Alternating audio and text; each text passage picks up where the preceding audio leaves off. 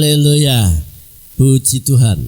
Saudara-saudara yang dikasih Tuhan Yesus Kristus, hari ini tema yang diberikan kepada saya dari panitia hari besar, yaitu bergerak maju untuk penuaian. Dalam Matius 4 ayat 22 dikatakan, sesudah itu Yesus segera memerintahkan murid-muridnya naik ke perahu dan mendahulinya ke seberang. Sementara itu ia menyuruh orang banyak pulang. Dan setelah orang banyak itu disuruhnya pulang, Yesus naik ke atas bukit untuk berdoa seorang diri. Ketika hari sudah malam, ia sendirilah di situ. Perahu murid-muridnya sudah beberapa mil jauhnya dari pantai dan diombang-ambingkan gelombang karena angin sakal. Kira-kira jam 3 malam datanglah Yesus kepada murid mereka berjalan di atas air. Ketika murid-muridnya melihat dia berjalan di atas air, mereka terkejut dan berseru, "Itu hantu!" Lalu berteriak-teriak karena takut. Tetapi segera Yesus berkata kepada mereka, "Tenanglah, aku ini, jangan takut. Aku ini, jangan takut." Lalu Petrus berseru dan menjawab dia, "Tuhan, apabila engkau itu, suruhlah aku datang kepadamu berjalan di atas air." Kata Yesus, "Datanglah." Maka Petrus turun dari perahu dan berjalan di atas air mendapatkan Yesus. Tetapi ketika dirasanya tiupan angin, takutlah ia dan mulai tenggelam. Lalu berteriak, "Tuhan, tolonglah aku." Segera Yesus mengulurkan tangannya, memegang dan berkata, "Hai orang-orang yang kurang percaya, mengapa engkau bimbang?" Lalu mereka naik ke perahu dan angin pun redalah. Dan orang-orang yang ada di perahu menyembah dia, katanya, "Sesungguhnya engkau anak Allah." Amin. Diberkatilah jemaat Tuhan yang mendengar firman Tuhan dan melakukannya. Saudara, kata bergerak maju berarti adanya sebuah tindakan yang nyata. Tindakan yang nyata di mana harus mengalami progres yang baik. Dan Tuhan ingin menginginkan kemajuan. Tuhan ingin murid-muridnya bertolak ke seberang. Adanya sebuah perubahan, adanya sebuah kemajuan. Tuhan tidak ingin kita ini stagnan, keluar masuk gereja ibadah berjalan seperti biasa. Kita tidak mau kalau kita GBI Rehoboth Papan Mas ini stagnan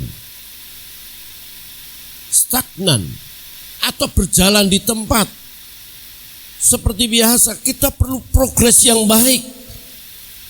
Saudara-saudara yang dikasih Tuhan, untuk itu kita perlu tindakan yang nyata, tindakan yang keras, tindakan yang sungguh-sungguh ada realnya, ada nyatanya.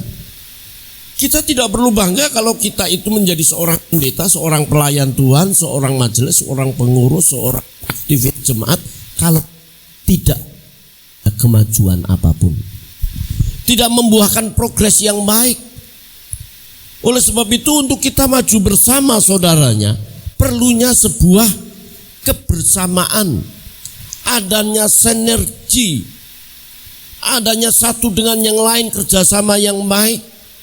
Renungan beberapa minggu hari yang lalu, kita lihat seorang pemain bola itu tidak boleh egois.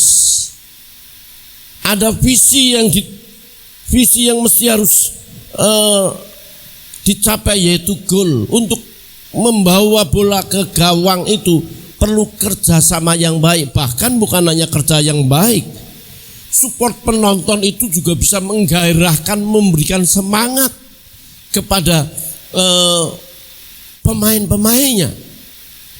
Oleh sebab itu, saudaraku yang dikasih Tuhan, GBI Rehoboth itu adalah satu keluarga, di mana visi gereja supaya gereja berkualitas itu mesti harus kita raih bersama. Kita tidak boleh hanya menjadi jemaat yang mandiri, pengurus yang tidak menghasilkan sesuatu. Saudara-saudara yang dikasih Tuhan, perlunya kerjasama. Oleh sebab itu, tema yang diberikan menuai bersama, ya, maju bersama dalam penuaian, dan ini tidak mudah, saudara. Penuaian jiwa-jiwa baru itu mestinya jemaat mesti menabur. Kalau keluarga sendiri tidak dibawa, tetangga kiri kanan yang mestinya dia mencari tempat satu ibadah, kita mesti bawa. Nah, jemaat kita mestinya, kita ini setiap minggu kan kalau dihitung 50 sampai 60 jemaat.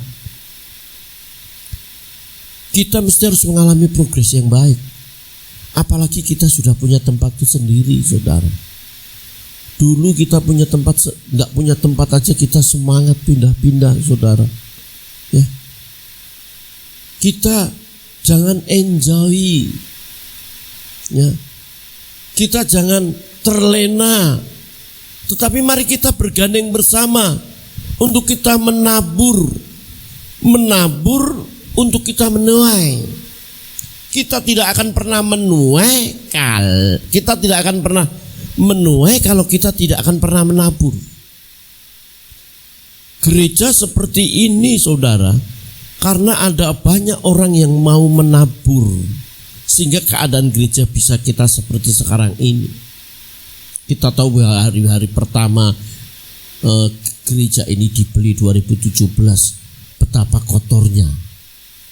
Tetapi orang-orang yang mau berkorban, orang-orang yang mau menabur, sehingga boleh mengadakan bisa seperti hari ini. Saudara-saudara, bergerak maju dengan menabur, ya, ada pengorbanan. Sebuah pengorbanan buat Mas Aidu, apa yang harus aku lakukan? Apakah kita merasa bangga kalau kita hanya datang ke kebaktian dan memberikan persembahan terus pulang? Sejauh itukah kontribusi kita menabur untuk pelayanan? Sejauh itukah kita menabur untuk kerajaan Allah nanti? Oleh sebab itu, saudaraku yang dikasih Tuhan, untuk kita bisa menuai itu perlu sebuah ketekunan.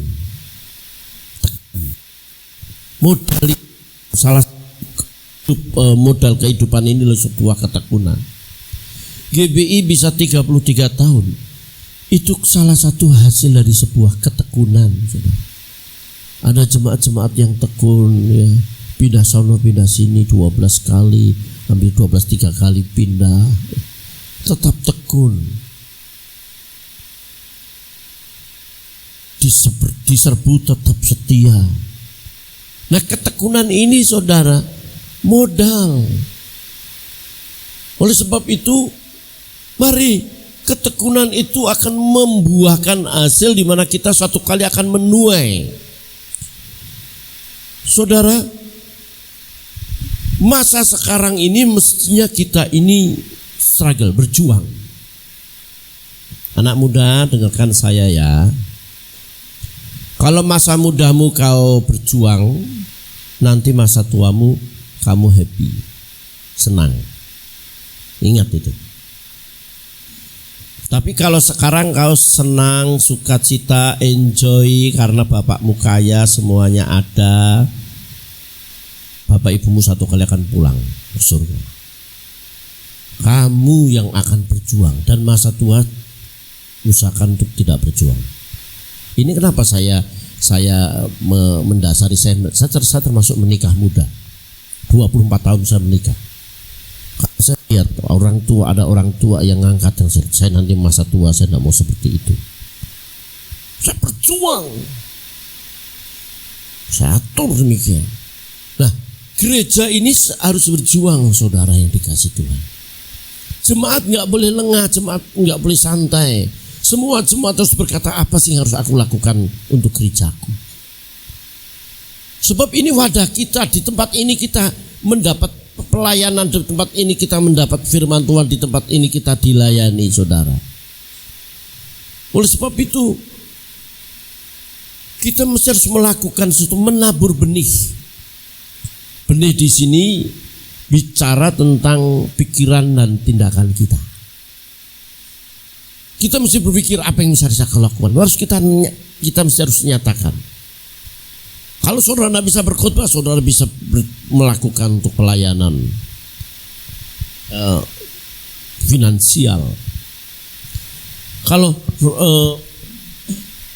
Matius 22 ayat 37 sampai 40, kasihlah Tuhan Allahmu dengan segenap hatimu, dengan segenap jiwamu, dengan segenap akal budimu. Mesti kita all out. Kata eklesia, exkaleo itu adalah dipanggil untuk mengerjakan sesuatu dengan mati-matian, dengan sungguh-sungguh. Nah, kalau kita saudara bisa bekerja dengan sungguh-sungguh karena menghasilkan sesuatu, apa yang sudah kita kerjakan sungguh-sungguh untuk gereja di tempat ini? GBI Papan Mas 33 tahun ini merupakan hasil tetesan keringat dan air mata. Dan saya sebagai gembala jemaat, saya bersyukur. Kalau saya punya teman-teman teman hamba-hamba Tuhan yang mau mendukung, mensupport pelayanan di tempat ini. Saudaraku yang dikasih Tuhan, kata menabur di sini bukan hanya soal berbicara soal pikiran dan tindakan kita, tetapi menabur di sini juga bicara kita menabur karakter yang sesuai dengan Kristus. Barang siapa menabur daging akan menuai daging, barang siapa menabur dengan roh akan menuai roh. Artinya kalau secara etika saja kita tidak bisa dipertanggungjawabkan, bagaimana kita bisa diterima oleh lingkungan kita? Pada masa kini aja kalau kita menabur kebencian, menabur tidak bisa mengampuni, apa yang kita tabur suatu kali akan kita tuai. Anak-anak, kalau engkau menabur dengan orang tuamu hormat, ya, tidak songong, saudara udah kerja, saudara bisa suplai orang tuamu, nanti kau punya anak-anak juga seperti itu. Ya. Jangan cuma bapak saya kan sudah kaya, enggak perlu. Saudara, orang tua dikasih, walaupun hanya ini pulsa 100.000, ini pulsa, bukan soal pulsanya dikirim, bukan, tapi rasa perhatianmu itu. Sebab satu kali apa yang kamu tabur, satu kali akan kamu tuai. Kamu akan tuai, saudara. Dan banyak cerita-cerita Alkitab yang saya tidak sampaikan, saya mau khotbah 20 menit pagi ini. Kalau engkau tidak sopan sama orang tua, suatu kali anakmu juga tidak akan sopan. Ya. Yakub menipu Ishak, Yakub ditipu anak-anaknya. Coba, itu Alkitabiah. Apa yang kamu tabur suatu kali akan kau tuai. Tetapi kita mesti harus ingat, saudara yang dikasih Tuhan, benih ini juga bersifat eskatologis. Apa yang kita lakukan sekarang itu suatu kali kelak akan kita tuai. Dipastikan kita semua masuk dalam kerajaan Allah. Amin. Tetapi persoalannya bukan itu. Apakah di sana ada mahkota atau tidak? Jangan sampai, saudara, kita di sana tidak punya apa-apa. Saya yakin di surga itu seperti dalam dunia ini. Ada yang kaya, ada yang miskin. Apa artinya?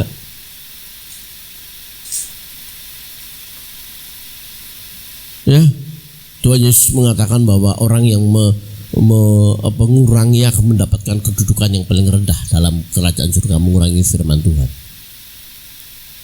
Kalau saudara melihat orang kaya di sebelah saudara punya mobil, punya segala sesuatu, rumah bagus, rumah tingkat, dan dia bisa beli rumah di sana sini, apakah saudara iri? Kan tidak. Karena apa? Karena dia kerja keras pada masa mudanya. Itu bapak enak ya, udah tua tapi tinggal terima uang saja, banyak kontrakannya, contohnya mobilnya bagus. Jangan lihat sekarang, lihat dulu. Dia dulu struggle, kerja, berjuang berjuang dengan keras. Kalau kita melayani Tuhan, saudara, sungguh-sungguh menabur, mengasihi Tuhan dengan segala ketulusan, Allah yang saudara beri, ia tidak tutup mata. Makanya saya bilang sama istri ya kemarin, ya, yang dulu rumahnya dipakai sekolah minggu ya, keluarga yang dipakai sekolah minggu anaknya sarjana semua ya. Coba kita lihat, anaknya lulus jadi sarjana semua. Coba lihat siapa ya. Karena dia mau berkorban. Tidak mudah kita berkorban itu. Ketika Tuhan Yesus dalam penghakiman, saat aku lapar kau berikan aku makan, Matius 25 ayat 14-46 itu. Saat aku haus kau kasih aku minum, saat aku lapar kau kasih aku makanan. Kapan Tuhan? Saat kau perhatikan orang-orang di sekeliling, saat engkau memperhatikan pelayan-pelayan Tuhan, saat engkau memperhatikan gereja. Jadi saudara jangan takut miskin kalau saudara menabur. Kalau kita menabur ini saudara, kita akan menuai, dalam arti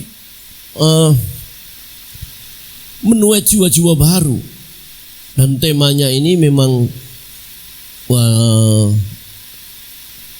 dalam arti saya mempersiapkan menuai dalam penuaian. Kapan kita menabur, itu persoalannya ya. Makanya itu nanti jemaat pulang nggak usah belanja lagi, sebab disediakan itu. Gimana caranya saya juga nggak tahu saudara ya. Dari tahun 78 saya melayani, baru kali ini saya khotbah pakai peci ya. Saya sudah dipanggil Pak Haji tadi di sana, ya Pak Haji, itu ya enggak apa-apa. Setiap Jumat kan saya begini, setiap Jumat. Cuma hari ini beda, enggak pakai ini nih, hari ini saudara ya. Saya mesti harus duduk sama pimpinan lah. Nah, Ibu Lina berkata, Bapak harus pakai anu ya, mesti kalau pendeta itu kan pakai namanya pakaian liturgi. Ini pakaian liturgi itu namanya. Makanya saya selalu pakai jas itu, pakaian liturgi. Tapi kalau hari ini spesial day, ya pakai begini. Orang lihat kayak mau jadi khotib. Kayak mau jadi khotib, saudara yang dikasih Tuhan. Saudaraku yang dikasih Tuhan, untuk kita menabur saudara, jelas pasti kita mendapatkan sebuah tantangan. Wah, murid-muridnya kena angin sakal. Angin sakal adalah angin yang berlawanan dengan arus. Tantangan pasti ada. Ya, orang iri, orang nggak suka kita maju. Ya, orang ada dulu saya lihat banyak orang pemimpin pujian udah bagus, langsung ngomong ini. Ya kalau temannya maju bagus ya kita bersyukurlah. Ya, khotbahnya bagus kita bersyukur. Lah kalau saya sebagai hamba Tuhan, gembala jemaat, saya mengerti ini yang sungguh-sungguh, ini yang serius, ini yang semau gue. Ada yang biasa-biasa saja, yang penting saya kebaktian, yang penting saya melayani. Saya tahu kok, apalagi Tuhan. Ada ejekan, ada tantangan.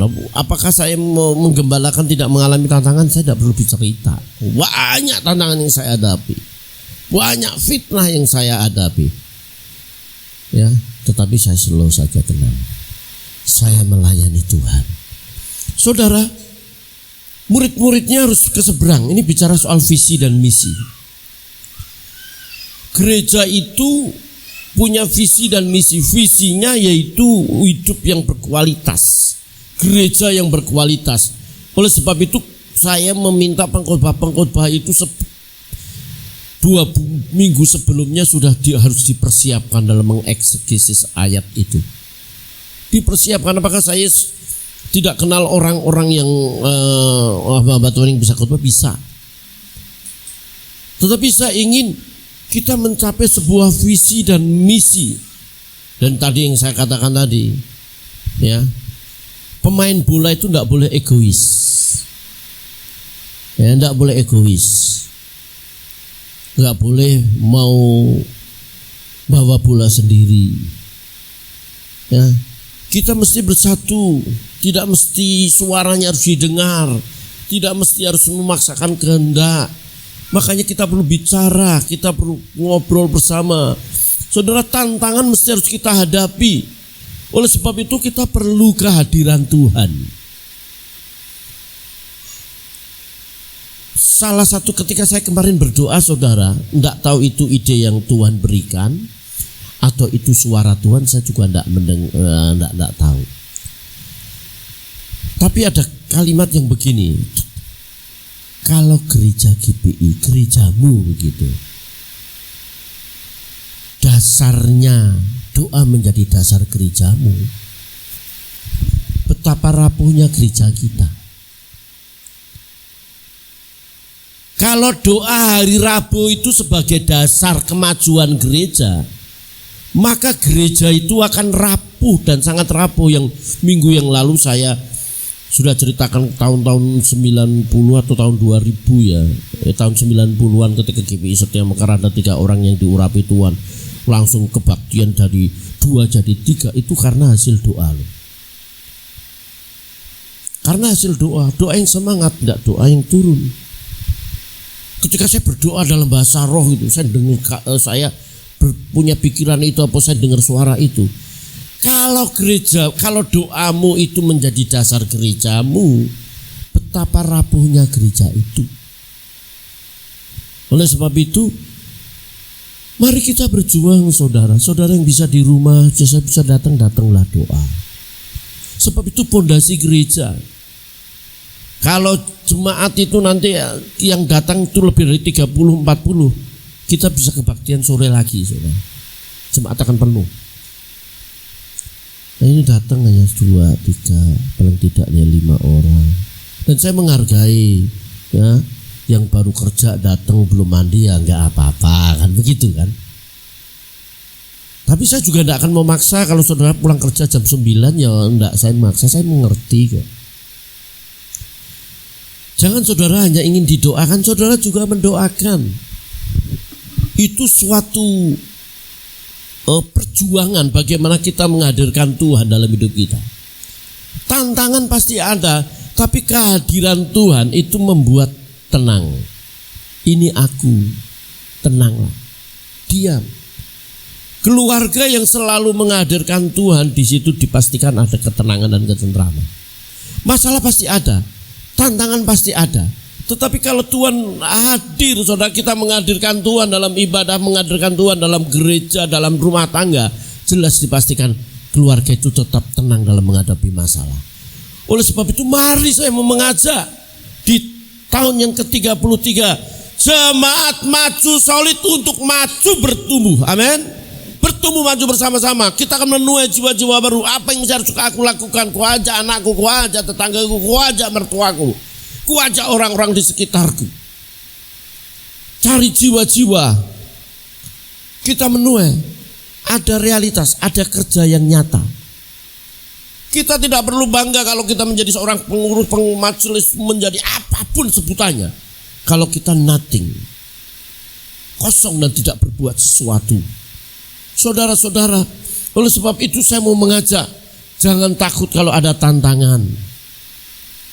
Jangan takut kalau digosipin, sudah melakukan apa yang benar, tetapi masih ada suara. Saya katakan, you menanam padi, pasti keluar rumput. Tapi kalau menanam rumput tidak mungkin keluar padi. Oleh sebab itu enggak heran kalau kita sudah berbuat baik, orang bilang apa, kita biasa aja. Mari kita hadirkan Tuhan dalam ibadah kita. Saya mau mengajak jemaat berdoa, berdoa dan berdoa. Sebab doa pondasi kita dalam pelayanan. Mari kita berdoa. Bapak, terima kasih untuk